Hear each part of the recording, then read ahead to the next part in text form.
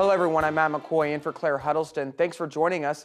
Alberta is taking the first steps in rebuilding after the April 27th tornado. Some businesses are starting to open again. WVUA's Travis Leader talked with business owners and a city official to find out how the recovery process is coming along.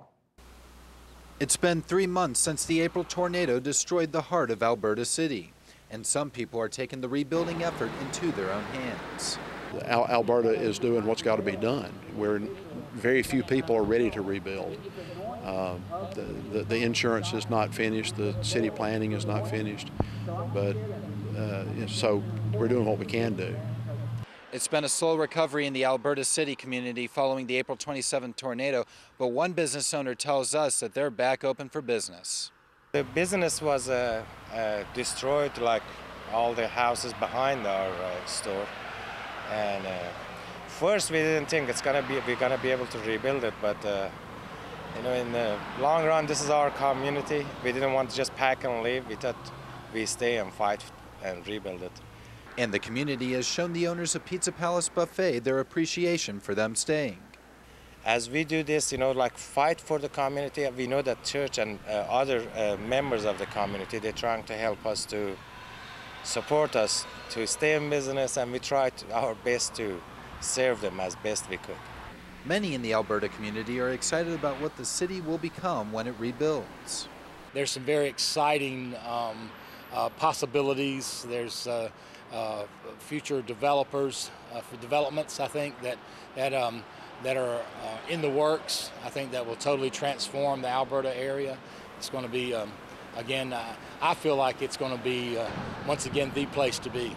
We're too close to Tuscaloosa. We're too close to the University of Alabama.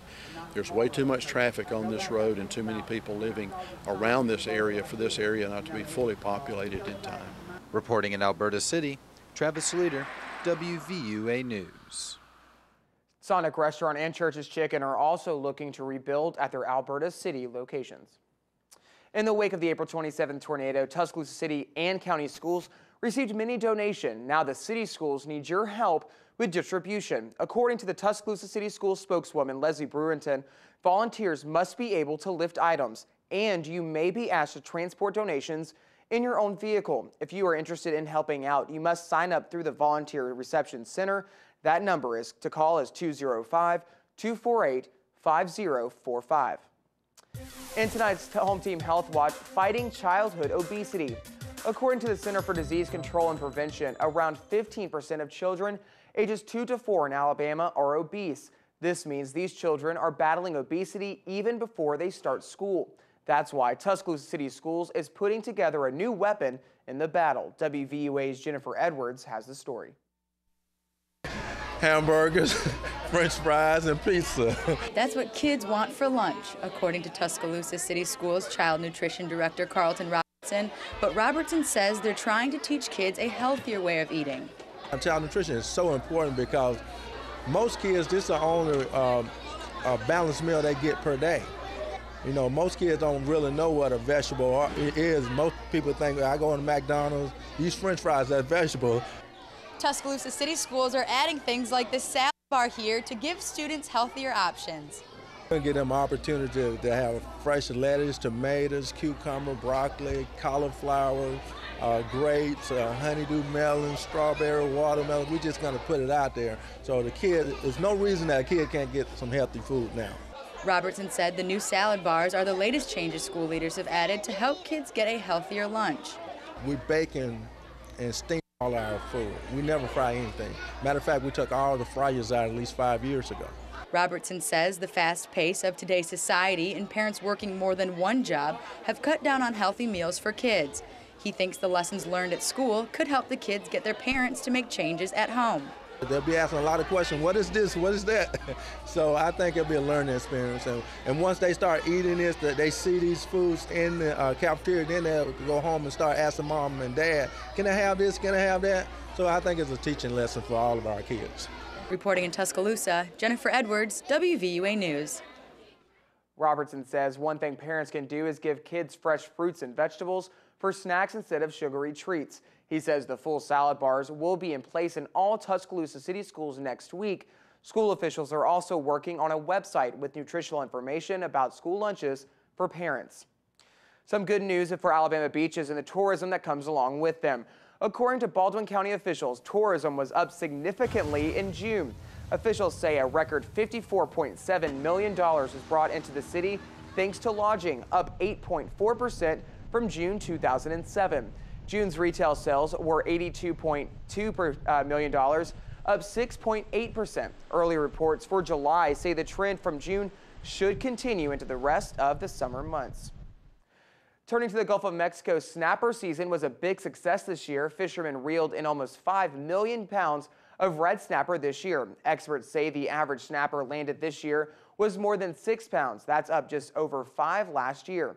Officials say the increase was greater than expected, and that's why recreational fishermen quickly surpassed their quota this year. With a first look at Alabama's home team forecast, here's WVUA's Daniel Sparkman. Daniel? Hey, Matt, we've got clear skies over Tuscaloosa right now. It was another gorgeous day across the Druid City and much of West Alabama. Clear skies, currently 77 degrees with 71% humidity. A little further south, Demopolis is looking at 76 degrees with 94% humidity and clear skies out there. So it's very humid down in the Black Belt region, but luckily no chance of rain tonight. Overnight tomorrow, looking at some quick temperatures, 86, 93, and 96 are afternoon high today. Tomorrow with increasing clouds throughout the day. We'll have your full forecast coming up. In tonight's Home Team Crime Watch, your chance to help fight crime. In West Alabama, you might not think it's much, but your piece of information could be the missing link investigators need to catch a suspect. Here's this week's Tuscaloosa County's Most Wanted. Hello, my name is Ted Sexton, the Sheriff of Tuscaloosa County. We need your help this week in finding 2 of Tuscaloosa County's Most Wanted. Evelyn Alicia Coleman is wanted on a charge of robbery in the 2nd degree. She's a white female, 29 years of age, 5'5", 160 pounds, black hair and blue eyes. Now, she was last known to be living on Pitts Road in Hattiesburg, Mississippi, although she's been seen here in Tuscaloosa. We also need your help in finding Prince Sayon Moore II. He's wanted on failure to appear on theft of property in the 1st degree, burglary in the 3rd degree, and numerous other charges. He's a black male, 28 years of age, 5'9", 150 pounds, with black hair and brown eyes, and was last known to be living in the 300 block of 22nd Street in Tuscaloosa. If you have any information on these 2 as well as others wanted by the Tuscaloosa County Sheriff's Office, please call us at 205-464-8672 or go to our website at www.tcsoal.org. You can like us on Facebook and follow us on Twitter. And working together, we can continue to make Tuscaloosa County a safer place to live. Continuing in tonight's Crime Watch, WVUA is covering Montgomery, where there may be a delay for the state's gambling corruption retrial. The judge is considering requests to delay the retrial or to divide the 7 remaining defendants into 3 groups. On Monday, the judge set the retrial for October 3rd, but State Senator Harry Ann Smith's attorney says they need more time and want to push it back to January. Prosecutors want their separate retrials to simplify the case. No decision has been made. In tonight's Election Watch, Republican Rick Perry is firing back at the president in their campaign war of words. The Texas governor and presidential candidate responded today to remarks President Barack Obama made during an interview with him. Meanwhile, Mitt Romney is waging his own war against the commander-in-chief. Joe Johns is following the back and forth. Mitt Romney in Iowa today, his 3rd straight day hammering the Obama record. He and his academic and political friends don't understand what it takes to get this economy going again. He's also exercising the GOP's 11th commandment, once made famous by Ronald Reagan. Thou shalt not speak ill of any fellow Republican, not even if that fellow Republican is Rick Perry, a big state governor with a big voice whose presence is now overshadowing the race. He's a fine guy, fine governor. And Romney focusing on the president is what Republicans want anyway, right? Even if it looks like you've bypassed the primaries a whole year early and gone straight to the general election fight with the president himself. So what's going on here? For the record, if history repeats itself, Romney might actually be in pretty good shape, ahead in most polls and the money race. He's also placed 3rd in the last campaign for his party's nomination. But don't anoint him just yet. Perry's unflattering comments about the president actually got a response from Mr. Obama himself in this interview with Wolf Blitzer. Mr. Perry just got in the presidential race, and I think that everybody who runs for president, it probably takes them a little bit of time before they start realizing that this isn't like running for governor or running for senator or running for Congress. And you've got to be a little more careful about what you say. The president said I needed to watch what I say. I just want to respond back, if I may. Mr. President, actions speak louder than words. My actions as governor are helping create jobs in this country. But right now, with the primaries ahead, it's not all about the president, especially with Iowa straw poll winner Michelle Bachmann competing for some of the very same votes as Perry. You know, you could have Bachmann trying to pit Mitt Romney versus Perry. You could have, Perry trying to pit Mitt Romney versus Bachmann to try to diminish their status as we move along here. It'll really depend on the issues. The countdown is on for voters in Northport and other parts of Tuscaloosa County to decide on Sunday alcohol sales. However, a Tuscaloosa County faith-based organization is spreading its message against Sunday alcohol sales, but people in support of Sunday alcohol sales say they need the revenue to compete. The referendum up for consideration is the same as the one Tuscaloosa City voters passed earlier this year. Some business owners in Northport and Tuscaloosa County say they need Sunday sales to be competitive with Tuscaloosa.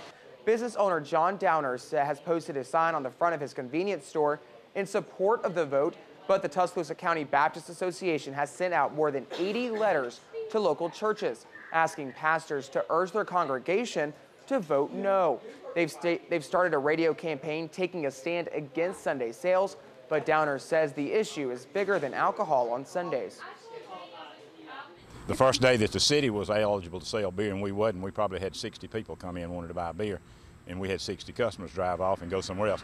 But not only do they buy the beer somewhere else, they go buy their cigarettes, beer, gas, everything else. So it's hurt us really bad on Sundays. We really want to push a family-friendly environment in our city, and so we do not want alcohol being served on Sunday. Of course, our preference would be it wouldn't be sold anytime, but we're not fighting that issue.